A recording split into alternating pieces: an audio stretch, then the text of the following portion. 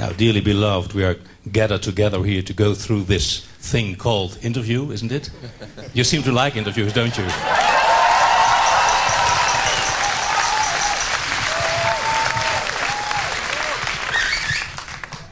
Well, I talk mostly with my music. That's good. But you have the most incredible band now, isn't it? This is the best you ever had. Some say that, yeah. Yeah. What do you say to that? I do know this is the best bass player I ever had. By far. Larry's as important as anybody, anywhere, anytime. Now he's special. He's a special man, yes. And he must be now I'm blushing. Yeah. He must be very special to you as well. How is it working with the artist? Because you come from Sly and the Family Stone? Yes.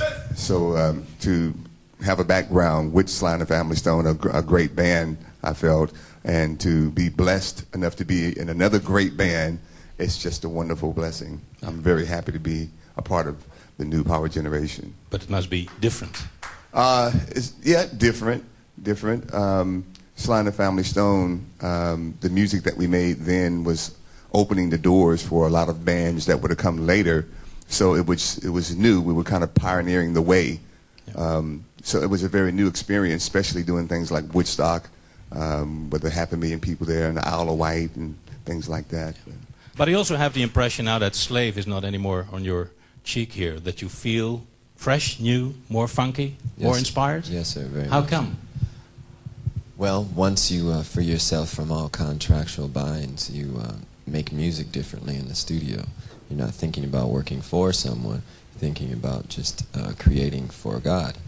Yeah, that's important. That's very important. Yeah. And it's 1999 now. That means something special to you, doesn't it? The party is almost over. Well, for all we know, it could have been 1999 and 1982 for me.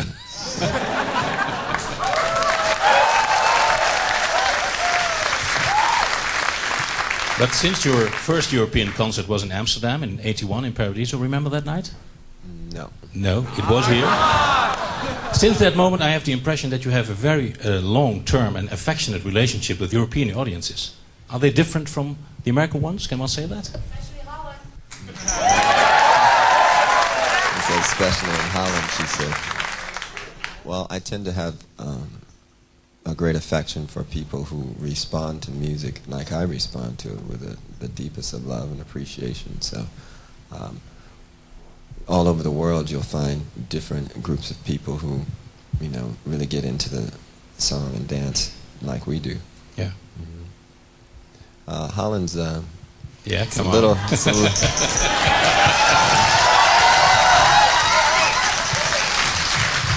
We're all ears.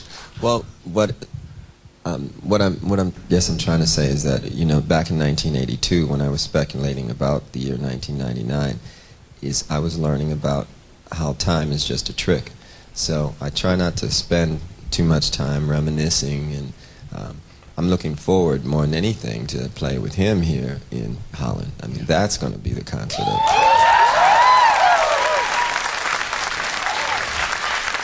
But apart from Mr. Graham, you work with, let's say, some top female Dutch artists like Candy Dulfer and the Clayman sisters, Lois Lane. Yeah. Lois Lane likes to talk to you for a second. Knowing that you were here, they have a message for you. Here they come. Hello, good to see you. Hello. And welcome to Holland. Yes. For us, it's been such a long time since we've seen you, and it's been 10 years almost. 10 years almost. Nothing has changed though, because me and Mo are still wearing the same clothes, and especially the same boots you liked so much then. She's still wearing. I'm still wearing them. Yeah. And so we hope you're just doing fine, and we just. Yeah, we heard you had a new album out. Yeah. And we heard a couple of tracks, and it sounds fabulous. And we hope it's going to be a big success. So we hope you are having a good time in Holland. And good luck with your new album. And lots of love. Bye. Bye.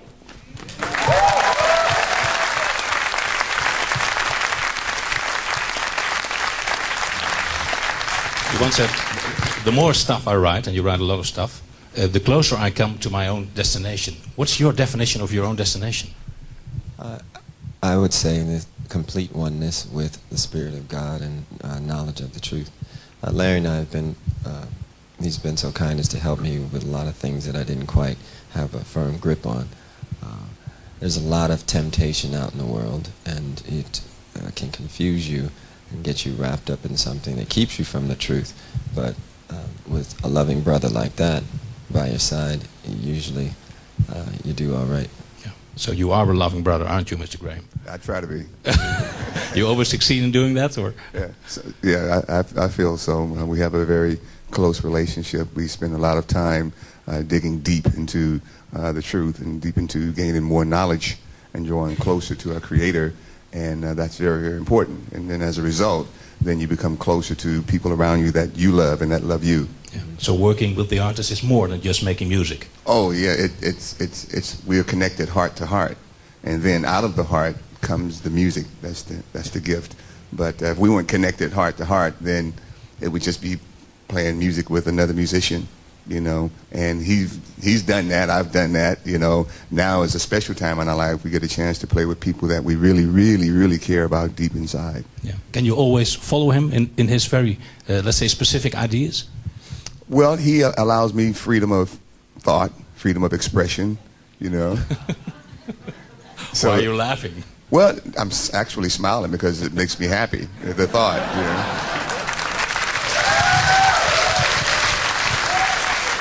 But for example, when the artist says, "I celebrate the day I die," that's an idea you can follow completely? Well, each day is a special gift from God. It's He being the source of life. And yesterday is kind of like in the past. Yesterday did die, but we're looking forward to tomorrow, as he said a minute ago. We're always looking forward and not trying to look back.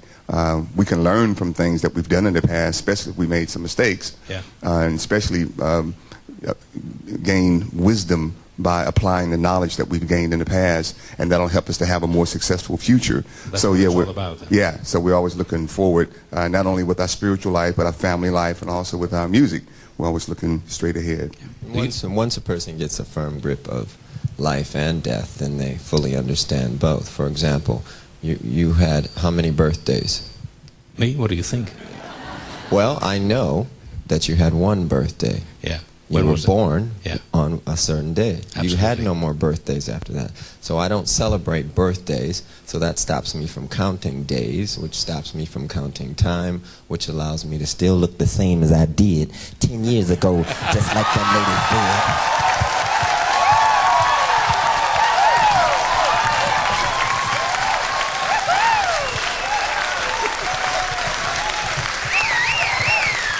Yeah, because I recently saw your eyes on the Muppet Show.